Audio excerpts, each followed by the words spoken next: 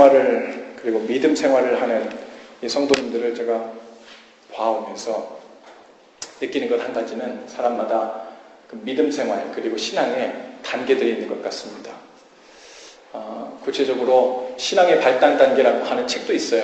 그게 영유아기부터 시작해가지고 노년에 이르기까지 이렇게 과학적으로 이렇게 나누어진 책도 있는데, 그것과는 별개로 제가 이렇게 관찰해온 결과 신앙이 어떤 식으로 이렇게 발전해 나가고 어떤 식으로 깊어져 가고 어떤 식으로 변해가는지에 대한 좀 느낌을 좀 함께 나누고자 싶습니다.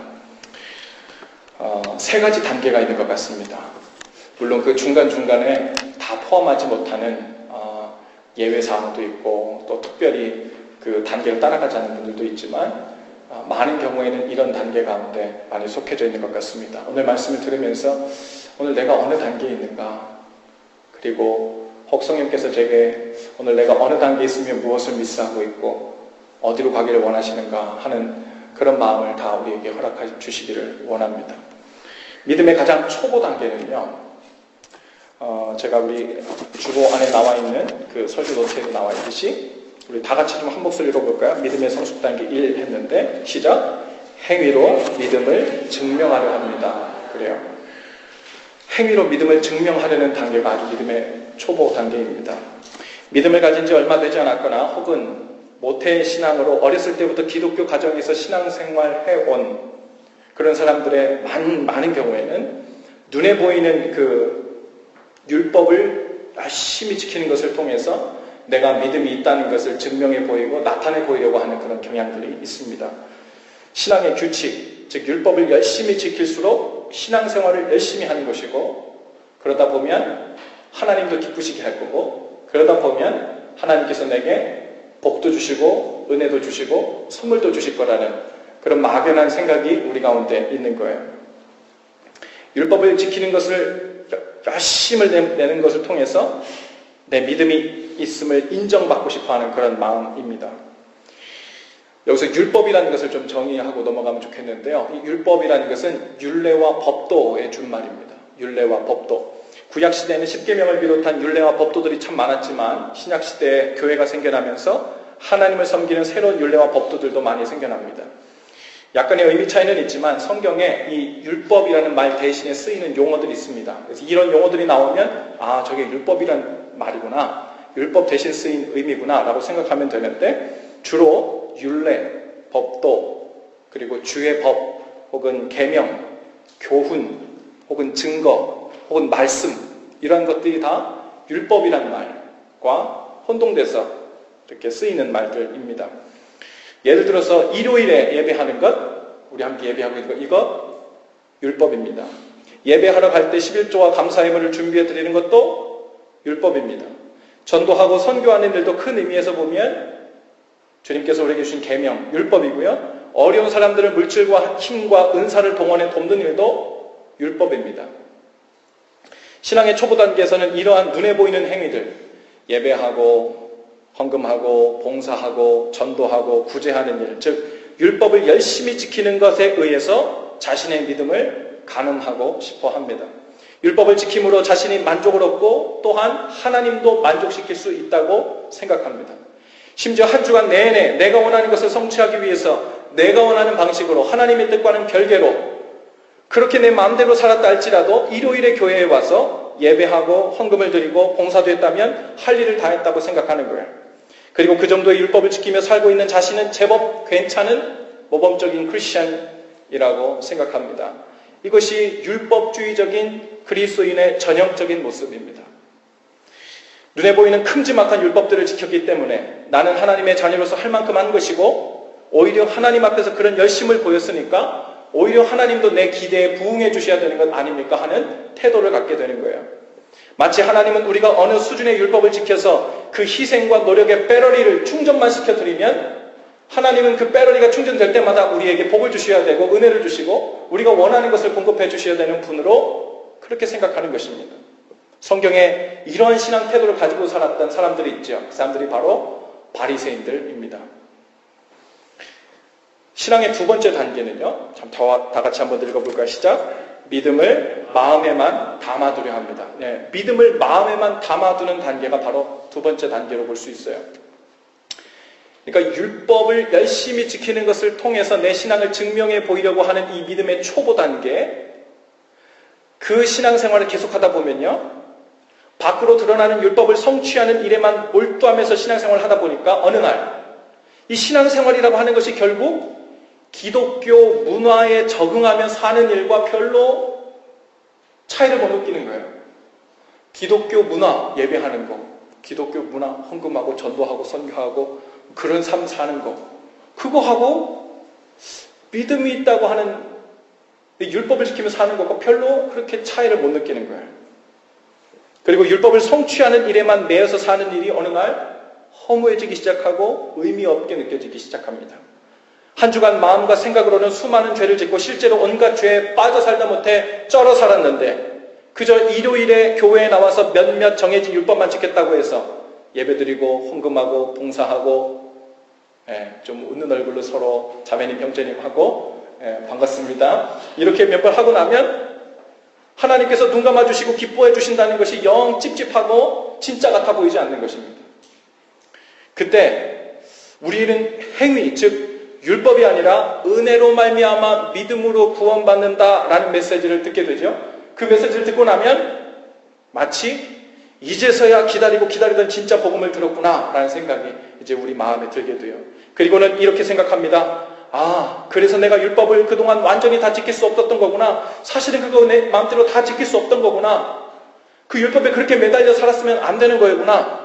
나도 모르는 사이에 마치 나도 성경이 나오는 바리새인들처럼 신앙생활을 했구나. 그것을 나의 의로 삼으려 했구나. 율법을 지키는 것이 중요한 것이 아니라 마음을 다해 믿으면 되는 것이구나. 라는 생각으로 시작하게 되죠. 물론 옳고 바른 마음입니다. 그런데 바로 이 타이밍에서 많은 그리스도인들이 그동안 지켜왔던 모든 율법들을 단번에 모두 악한 것으로 취급하고 폐기 처분하려고 하는 유혹을 받게 돼요. 율법은 마치 하나님의 진정한 복음으로 사는 것을 방해하는 장애물이자 방해꾼으로 우리가 생각하게 되죠. 그리고는 오직 마음을 다해 믿는 것이 중요하지 율법 지키는 것은 이제 나는 거기서부터 자유로워 해방됐어. 그리고 자유를 선포합니다. 그래서 오직 마음을 다해 믿는다라는 생각에만 빠져서 날마다 그 믿음의 감정과 느낌을 유지하는 데 급급한 신앙생활로 돌아서게 돼요.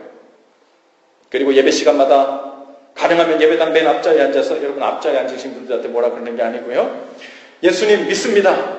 제 믿음이 약해지지 않게 해주세요. 오늘도 주님을 믿는 가슴 벅찬 마음이 유지되게 해주세요. 이러면서 자신이 구원받을 만한 믿음이 있다는 것을 이제는 율법 대신에 감정과 느낌을 대신 그 안에 집어넣어서 내가 믿음이 있다는 증거로 삼으려고 합니다. 소리를 약간 줄여드리겠어요? 조금 울리는데. 그래서 은혜로운 부흥 집회나 찬양 집회에 다녀오면 다시 믿음이 확인된 것 같고 그제서야 구원받은 하나님의 자녀가 확실한 것 같은 안정감을 누리게 되죠. 그런데 그런 식으로 속에 있는 믿음의 감정과 느낌만 바라보며 넋놓고 있다가는 다시 감정과 느낌의 배러리가 나갔을 때 혼란이 찾아옵니다. 그리고는 마치 실체도 모르는 믿음이라는 것을 반복적으로 찾아 헤매는 신앙생활을 하게 되죠. 이것 또한 진정한 신앙생활, 진정한 믿음 생활은 아닙니다. 이런 식의 신앙생활은 세상 사람들의 눈에 보기에 마치 종교 중독자 같고 마치 그 안에 어떤 느낌과 감정이 떨어졌을 때 그것을 다시 만끽하고 채우고 유지하기 위해서 그저 그런 에너지, 그런 감정을 공급받기 위해서 교회를 끊임없이 정기적으로 찾아가는 것 같은 그런 종교 중독자처럼 보이는 거예요. 혹은 생각 없는 광신자처럼 사람들의 눈에 보일 수 있습니다. 믿음으로 산다는 것은 어떤 행위를 통해 어느 수준에 이르러서 하나님께 인정받으려고 노력하는 삶이 아닙니다. 그것은 율법주의입니다. 반대로 믿음으로 산다는 것은 단순히 아무것도 하지 않고 오직 믿음의 감정과 느낌을 지켜내는 일을 말하는 것도 아닙니다. 그것은 단순히 종교적 감상주의입니다. 그래서 우리는 오늘 본문 말씀 속에 있는 주님의 말씀에 주목해야 돼요. 한 바리새인이 예수님께 점심 식사 초대를 했습니다. 그리고 예수님께서 당신의 율법대로 식사 전에 손을 씻지 않으시는 장면을 그 바리새인이 딱 보게 된 거예요. 그리고는 이상하게 생각합니다. 즉 율법주의적인 신앙생활에 빠져있던 한 바리새인은 왜 당신은 하나님의 아들이요 선지자라고 하는 사람이 기본적인 율법조차 모르는 것입니까? 지키지 않는 것입니까? 하고 불만스러운 태도로 예수님을 바라보게 된 거예요. 그러자 예수님이 말씀하십니다. 너희 바리새인은 지금 잔과 대접의 겉은 깨끗이 하나 너희 속에는 탐욕과 악독이 가득하도다. 이런 뜻이에요. 너희 바리새인이 겉으로는 정기적으로 예배하고 기도하고 구제하고 금식하고 말씀을 읽으면서 겉모습은 완전히 흠없는 그릇처럼 대접처럼 그렇게 가꾸고 있지만 그 속마음에는 하나님을 진정으로 사랑하고 믿는 마음이 없다. 오늘 이 말씀을 예수님께서 하고 계신 거예요. 42절 말씀, 그 후에 예수님께서 이렇게 정리를 해주십니다. 다 같이 한번 읽어볼까요? 42절 시작. 화 있을진저 너희 바리새인이여 너희가 박하와 운향과 모든 채소의 11조는 드리되 공의와 하나님께 대한 사랑은 버리는도다. 그러나 이것도 행하고 저것도 버리지 말아야 할지니라. 아멘. 당시 바리새인들은요 율법을 아주 철저히 지키기로 소문난 사람들이었습니다. 정기적으로 기도하는 것은 물론이고 일주일에 2번씩 금식을 했고 박하와 운향과 채소 즉 음식에 들어가는 음식 재료들까지도 10분의 1을 딱 잘라서 하나님께 11조를 하는 자기들이 가진 거라고는 아주 뭐든지 율법에 딱딱 재서 하나님께 할 도리를 다 하는 사람들이었어요. 그 정도로 율법 지키는 것에 아주 철두철미한 사람들이었습니다. 정기적으로 어려운 사람들에게 찾아가서 11조를 제외한 나머지 금액에서도 또 한 일부를 떼서 사람들을 구제하고 돕는 일들까지 했던 사람들입니다. 그런 바리새인을 지금 예수님은 꾸짖고 계신 거예요. 그 마음에 진정으로 하나님을 사랑하는 마음이 믿음이 없다는 거예요. 이제 여기서 우리는 예수님이 하시려는 말씀의 결론에 우리는 좀 집중해야 합니다. 예수님은 바리새인들에게 이제 그런 율법들, 너희들이 그렇게 열심히 냈던 그런 율법들은 다 필요 없는 거니까 이제부터는 오직 마음으로 하나님을 진정으로 사랑하는 일에만 몰두해라. 혹은 마음으로 하나님을 믿는 일에만 집중해라. 혹은 오직 믿음으로만 구원받는 거니까 그런 쓰잘데기 없고 필요 없는 율법에서는 떠나라. 이렇게 말씀하시지 않으셨어요. 그리고 이렇게 말씀하십니다. 그러나 이것도 행하고 저것도 버리지 말지니라. 계속해서 율법을 열심히 지키는 일도 계속 해야 된다는 거예요. 그리고 그 마음으로 주님을 사랑하는 일도 놓치지 말고 계속 해야 된다는 말입니다. 많은 그리스도인들이 은혜로 말미암아 믿음으로 구원 얻는다는 말을 받고 나면 모든 율법을 모두 폐기 처분하려고 듭니다. 율법을 가능한 한 아무것도 아닌 것으로 여기는 사람이야말로 진정으로 믿음을 깨달은 사람, 진정으로 은혜를 아는 사람인 것처럼 착각됩니다. 하지만 율법은 하나님께서 주신 선한 것이라고 성경에 이야기해요. 다만 율법을 지킴으로 인해서 스스로 의롭게 될 수 있다고 믿고 스스로 그 율법을 지키는 것을 통해 구원받을 수 있다고 믿었던 사람들, 그 왜곡된 율법주의를 비판하고 그것이 잘못됐다고 주님께서는 지적하고 계시는 거예요. 그래서 예수님은 율법을 없애러 이 땅에 오신 것이 아니라 율법에 대한 오해를 바로잡으러 오셨다고 성경이 기록하고 있습니다. 즉 불완전한 율법의 역할을 완전하게 하려고 이 땅에 오셨다는 거예요. 마태복음 5장 17절에서 20절 말씀을 제가 읽어드리겠습니다. 한번 들어보세요. 예수님께서 이렇게 말씀하십니다. 내가 율법이나 선지자를 폐하러 온 줄로 생각하지 말라. 폐하러 온 것이 아니요 완전하게 하려 함이라. 진실로 너에게 이르노니 천지가 없어지기 전에는 율법의 1.1획도 결코 없어지지 아니하고 다 이루리라. 그러므로 누구든지 이 계명 중에 지극히 작은 것 하나라도 버리고 또 그같이 사람을 가르치는 자는 천국에서 지극히 작다 일컬음을 받을 것이요 누구든지 이를 행하며 가르치는 자는 천국에서 크다 일컬음을 받으리라. 내가 너에게 이르노니 너희 의가 서기관과 바리새인보다 더 낫지 못하면 결코 천국에 들어가지 못하리라. 예수님은 여기서 너희들 착하게 또 살아야 돼. 마음으로만 열심히 믿지 말고 착한 일도 하고 율법도 어느 평균 이상은 부끄럽지 않게 해야 돼. 지키며 살아야 돼. 그 정도 강조법으로 말씀하신 것이 아닙니다. 여러분, 여기서 우리는 신앙의 세 번째 단계로 초청받아요. 그것은 믿음을 구체화하여 율법을 사용하는 단계입니다. 뭘 구체화한다고요? 믿음을 구체화해서 율법을 사용하는 단계예요. 많은 그리스도인들이 은혜는 받았다고 하는데 또 믿음은 있다고 하는데 그 삶의 변화가 전혀 보이지 않거나 또 때로는 너무나도 쉽게 그 믿음을 잃어버리는 경우를 봅니다.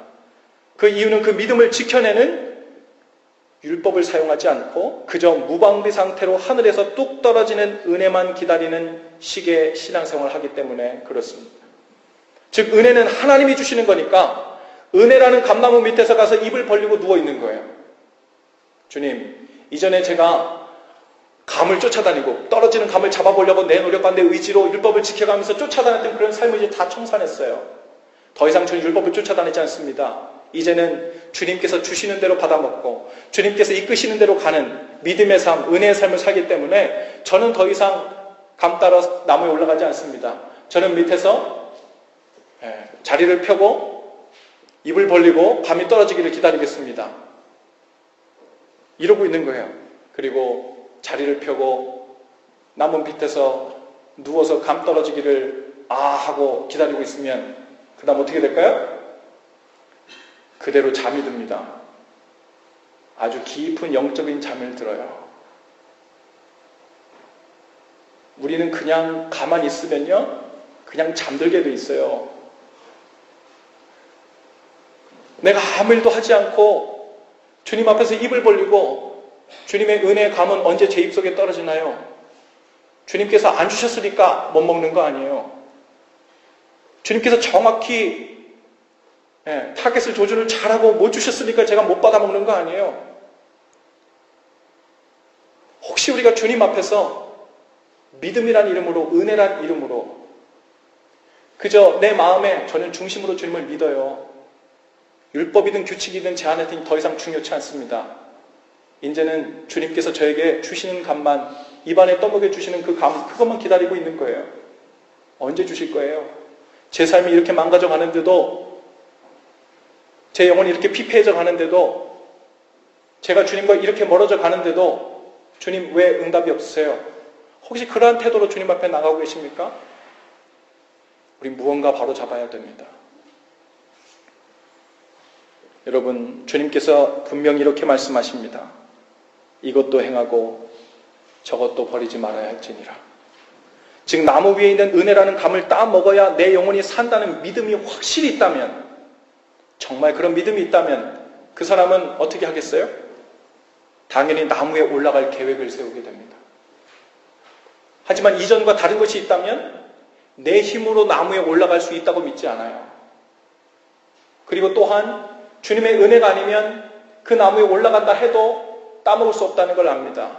그래서 주님께 은혜의 감을 내게 달라고 간구하면서 동시에 계획도 세우고 그것을 실행에 옮길 수 있도록 주님 제게 도움을, 힘을 주시고 능력을 주시고 지혜를 주시고 인도해 달라고 구하게 됩니다. 우리 육신과 마음은 그동안 죄의 시스템에 휘둘려 살아온 삶이 있고 습관이 있어요.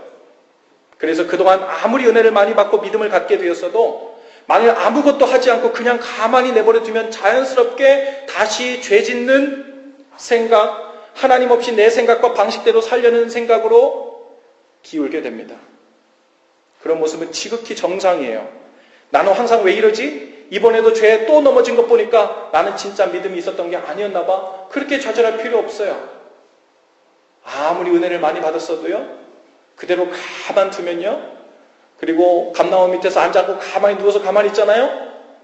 자연스럽게 아무 일도 안 했는데도 내 머리와 내 머릿속에 돌아가는 생각들과 이 속은 나도 모르는 사이에 죄에 압도당하고 둘러싸이고 맙니다.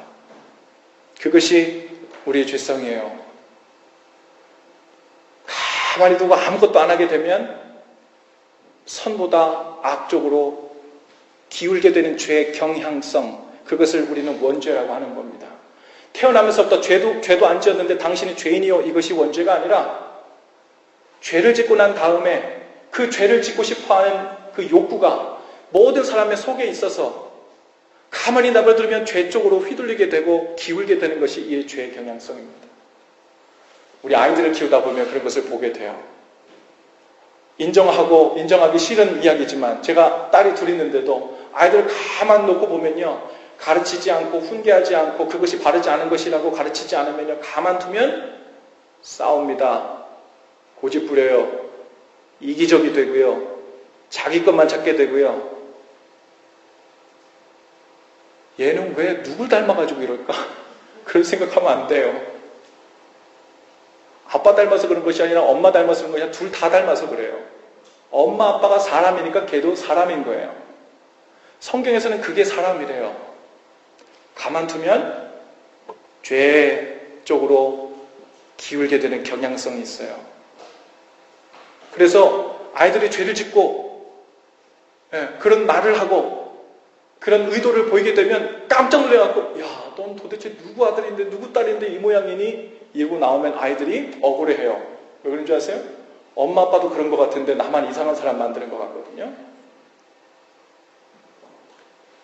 그게 사람입니다. 그래서 아이들이 그렇게 죄 가운데 넘어지려고 죄 가운데 나오려면 잘못한 건 맞는데 그게 우리 사람의 정상이야. 그래서 우리는 주님이 필요해. 그래서 우리는 구원자가 필요해. 그래서 우리는 죄의 사함이 필요해. 그래서 우리는 주님의 은혜 없이는 못 사는 사람들이야. 이제 알았지? 사실은 우리가 죄를 깨닫는 순간 은혜의 필요성이 우리 가운데 눈에 보이기 시작하는 거야. 너는 왜 죄 짓니? 너는 죄라는 걸 몰라야 돼. 그 얘기는 다른 말로 하면 무슨 말인 줄 아세요? 너는 주님이 필요한 이유를 알아서는 안 돼. 이런 얘기인 거예요. 죄를 지우라고 떠밀 필요는 없지만 우리 가운데 죄의 성향이 드러날 때 그것이 자연스럽게 주님의 은혜로 이끌려지는 것, 그것이 바로 율법이 우리의 선생 역할을 해서 은혜로 이끈다는 말의 의미입니다. 여러분, 지금 여러분의 삶에 이 믿음과 율법이 얼마나 적절히 조화를 이루고 있는지 돌아보실 수 있기를 바랍니다. 우리는 예수님을 내 영혼의 구원자여 내 삶의 주인으로 믿는다고 해요.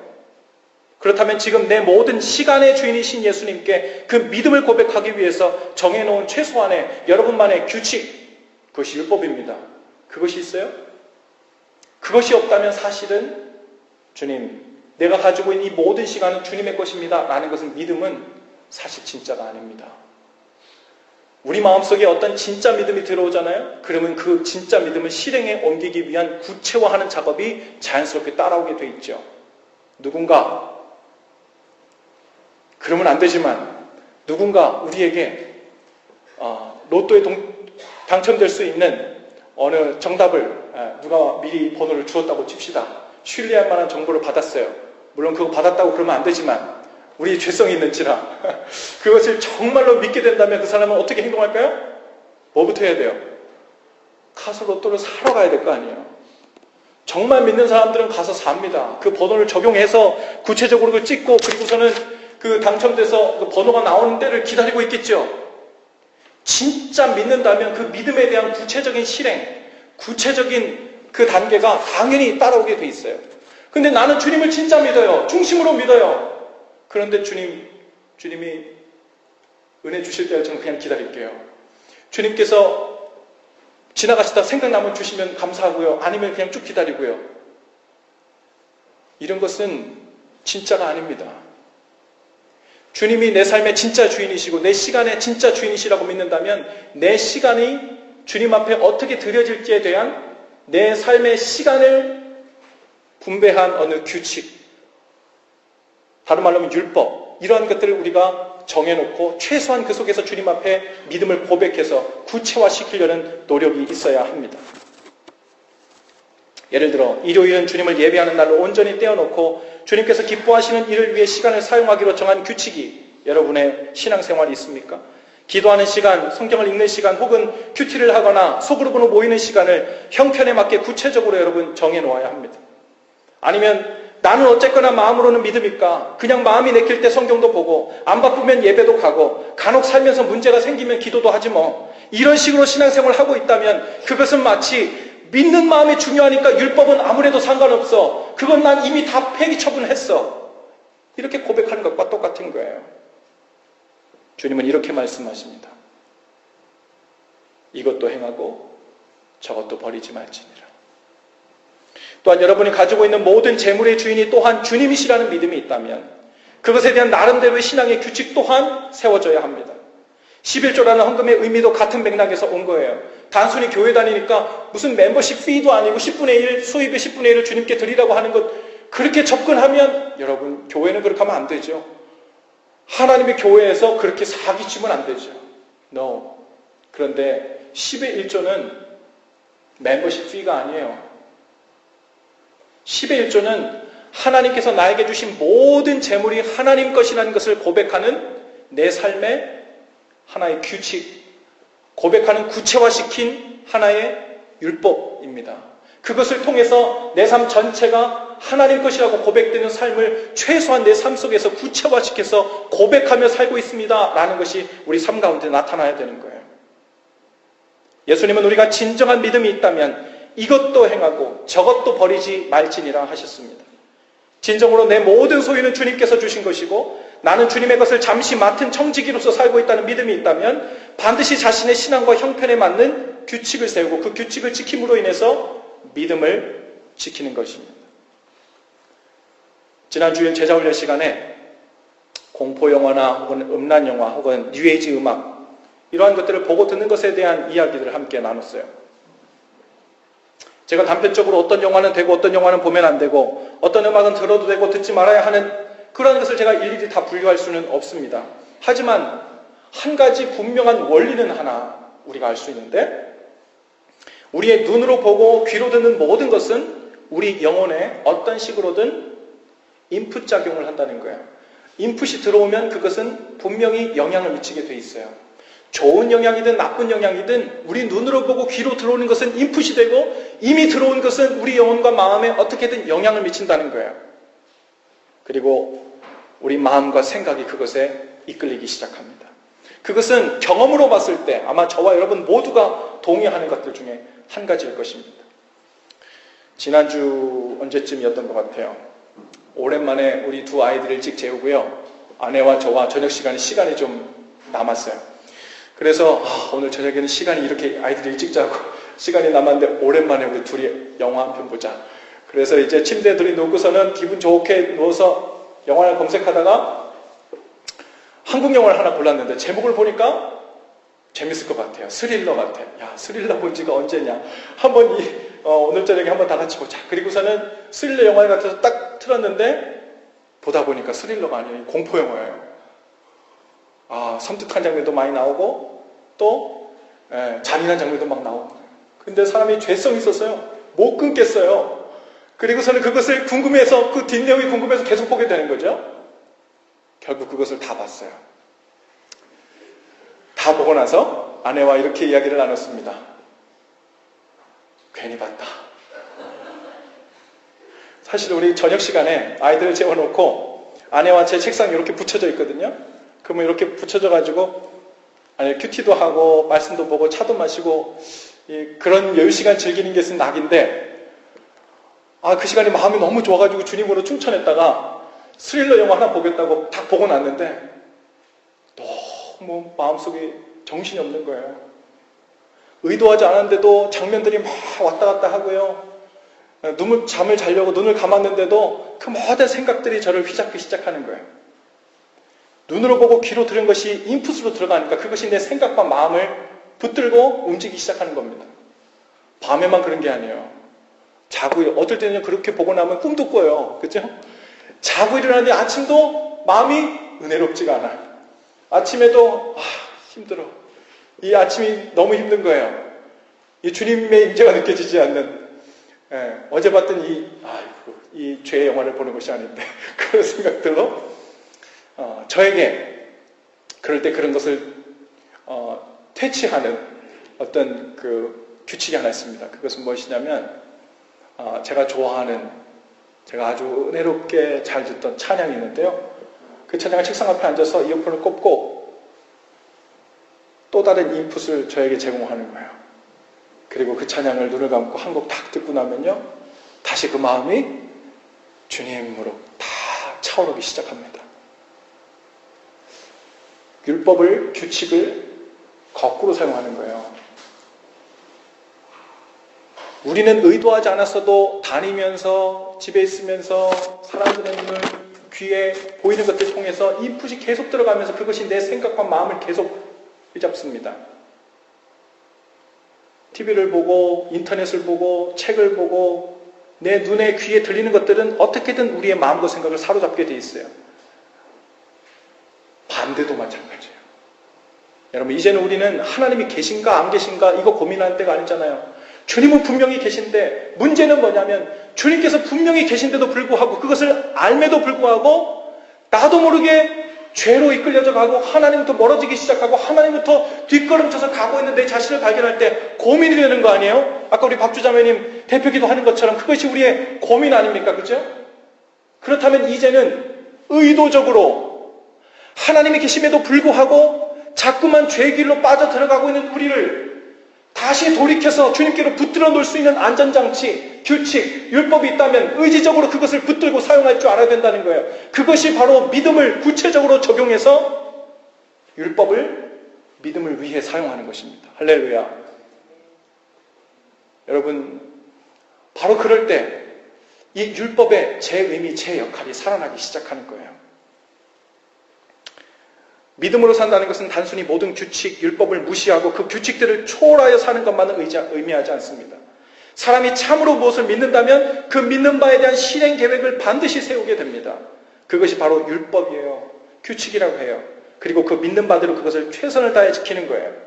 하지만 그 율법은 믿음을 구체화하기 위한 도구이고 통로일 뿐이지 그 율법에 의해서 휘둘리거나 그 율법을 잘 지켰다고 나의 의로 삼거나 그 율법을 못 지켰다고 좌절하고 절망하고 나는 아무것도 아니야, 하나님의 자녀도 아니야 하고 자괴감으로 빠져드는 것은 율법에 휘둘리는 거예요.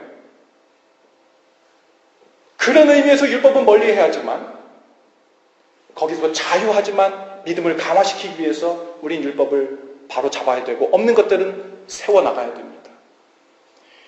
여러분, 하나님 앞에서 믿음이 강해지고 싶으시죠? 주님께 꼭 붙들려 있고 싶으시죠? 성령님, 제 마음을 사로잡아 주세요. 제 마음을 사로잡아 주세요. 그래 놓고 내 눈과 귀에 들어오는 인풋은 다른 쪽으로 내 마음을 사로잡는 것들을 계속 집어넣고 있어요. 성령께서 그 모습을 보면서 뭐라 그럴까요? 네 눈을 닫아야, 네 귀를 닫아야, 내 쪽을 향해서 눈을 뜨고 내 쪽을 향해서 귀를 열어야 내가 믿음을 부어줄 것이 아니냐. 네 마음과 생각을 사로잡고 있는 그 인풋, 눈에 보이고 귀로 듣는 것을 아무 곳에나 노출하고 있으면서 내 마음이 왜 자꾸 이곳으로 이끌리나요? 하고 있다면 넌센스죠, 이거. Doesn't make sense. 제가 7살짜리 딸하고 2살짜리 딸이 있는데요. 2살짜리 딸 시완이가 말을 하기 시작하면서 언니 유한이가 부르는 노래를 많이 따라해요. 이제 주일학교에서 부르는 찬양도 이제 막 따라합니다. 근데 제 마음의 확신호는 무슨 의미인지 몰라요.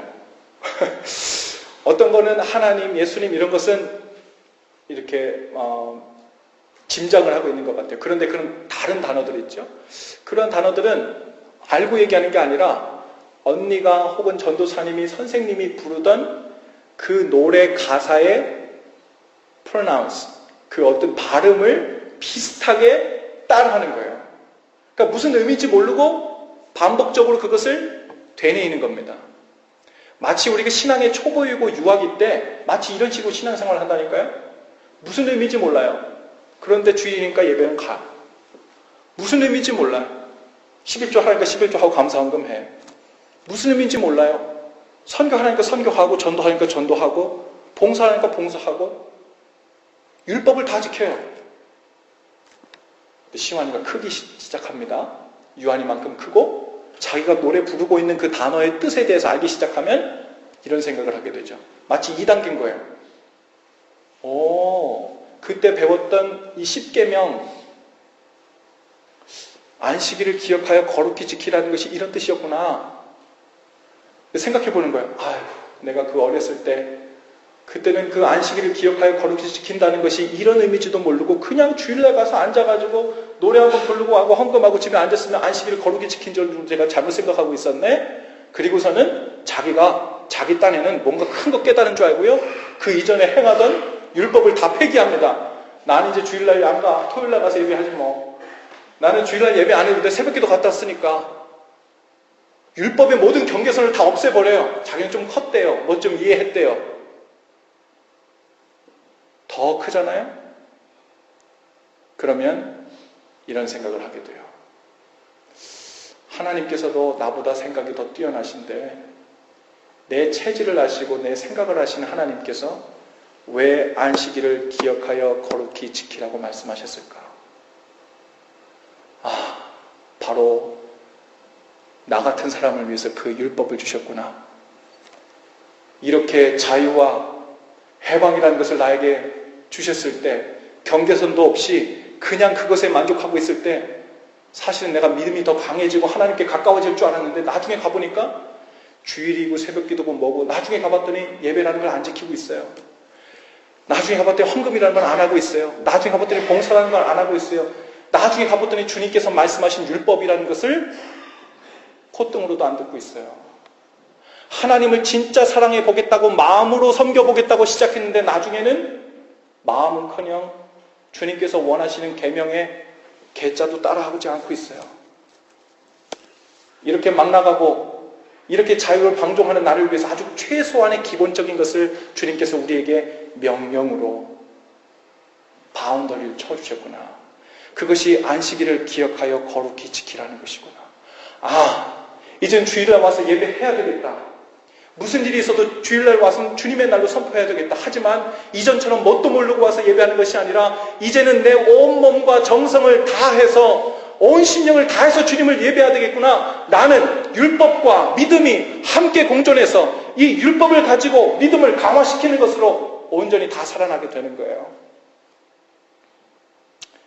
여러분은 지금 어느 신앙의 단계에 있어요? 열심히 무엇을 좀 지켜봐서 그것으로 인해서 주님께 뭐 좀 내보이고 싶습니까? 나 이 정도는 해요. 그래도 평균 이상이에요. 다른 사람들 보니까 내가 우리 교회에서 절반 이상 평균 이상은 되는 것 같아요. 그런 생각으로 마음의 안정감을 갖고 있어요? 아니면 아직 깨닫지 못한 사람들, 아직도 저렇게 율법에 매여 있다니, 나처럼 마음으로 믿으면 다야. 마음으로 믿는 게 중요하지. 그 율법들, 그런 규칙들, 그런 것들 가지고 되는 게 아니야. 그리고 뭔가 엄청나게 깨달은 것처럼 그 앞에서 교만을 떨고 있습니까? 아니면 주님께 내 믿음을 온전히 드리기 위해서 예수님께서 주신 말씀처럼 이것도 행하고 저것도 버리지 말지니라. 그 두 가지를 다 최선을 다해 바리새인의 의보다도 더 열심히 금식도 하고 기도도 하고 예배도 하고 헌금도 하고 전도도 하고 선교도 하고 주님 원하시는 것들을 최대한 지켜나가면서 그럼에도 불구하고 그것이 율법으로 끝나지 않고 온 마음과 정성을 다해서 주님을 사랑하는 표현으로 나갈 수 있도록 그 모든 것을 다 하고 있습니까? 주님께서 바로 그 길로 우리를 초청하시고 인도하고 계신 줄로 믿습니다.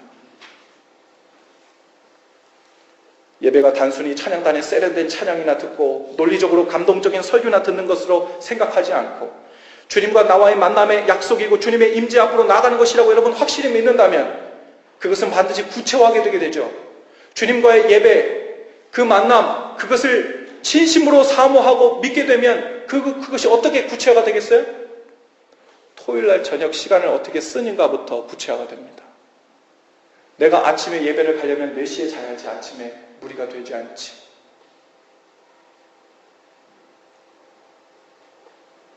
그것이 내 삶 가운데 구체적으로 그런 생각 가운데를 미치지 못하고 단순히 나는 주님 믿으니까 은혜로 이끌어 주시겠지. 그리고서는 새벽 3시든 4시든 인터넷 하느라고 TV 보느라고 영화 보느라고 그러고 있다가 만약에 우리가 주님의 예배 시간을 놓쳐버린다면 주님 왜 저를 안 깨워주셨어요? 그런 변명이 주님께 통할 리가 없잖아요. 우리 디나미네이션 교단 이름은 연합감리교회입니다. 저는 한국에서는 한국감리교회에 있었는데 그리고 제가 어렸을 때는 장로교를 다녔습니다. 그런데 이 감리교인이라는 것이 영어로 Methodist거든요. Methodist. 여기는 method, 그러니까 방법주의자, 규칙주의자라는 뜻이에요. 사실은 처음에 존 웨슬리 목사님과 찰스 웨슬리 목사님이 그 홀리클럽이라고 하는 옥스퍼드 대학교에서 그 홀리클럽이라고 하는 사람들이 예배도 드리고 정기적으로 예배하고 규칙적으로 전도도 하고 규칙적으로 말씀도 있고 규칙적으로 프리즌 그 감옥에도 방문하고 구제도 했던 그러한 일들. 그걸 너무 규칙적으로 하다 보니까 사람들이 막 놀리기 시작한 거예요. 저는 메서디스트라고 규칙쟁이들이라고. 그 놀리던 별명에서 나온 것이 메서디스트예요. 이 메서디스트는요, 율법주의자가 되자는 말이 아니에요. 바로 내 안에 진짜 믿음이 있다면 그 믿음을 구체화시켜서 내 삶 가운데 하나님의 믿음으로 더 깊게 들어가기 위한 최소한의 바운더리를 만들어 놓고 재정적으로, 시간적으로 헌신하는 것으로 그 무엇이든 그것을 내가 하나하나 큐티하는 시간이든 그것이 주님께 말씀을 읽는 시간이든 기도하는 시간들을 정해놓고 내 가운데 영적인 인풋을 집어넣겠다. 그리고 그 영적인 인풋이 내 마음과 생각과 영혼을 이끌어서 주님께 더 가까이 이끌도록 나가야 되겠다. 사람은 그렇게 하지 않고 가만 놔두면 자연스럽게 죄 가운데 또 기울게 되는구나. 이것 때문에 그 규칙을 시작한 거예요. 여러분 삶 가운데 메서드가 있습니까? 신앙생활 열심히 하고 싶은데 주 중에, 주일날 말고 주 중에 여러분들이 주님께 은혜의 그 믿음에 더 가깝게 나가기 위한 메서드 어떤 거 사용하고 계세요? 그것이 구체적으로 여러분 삶 가운데 아직 정해지지 않고 어쩌면 없는데도 그것이 크게 문제로 여기지 않고 있다면 그것은 율법의 문제가 아니라 내 믿음의 진정성에 관한 문제예요. 믿음으로 살아라. 5번째 오늘 율법에 관해서 함께 얘기했는데 정말로 믿으면 구체화된 율법을 가지고 주님 앞에 나갑니다. 하지만 그 율법에 휘둘리진 않아요. 놀라운 은혜가 저와 여러분의 삶 가운데 함께 있게 되기를 바랍니다.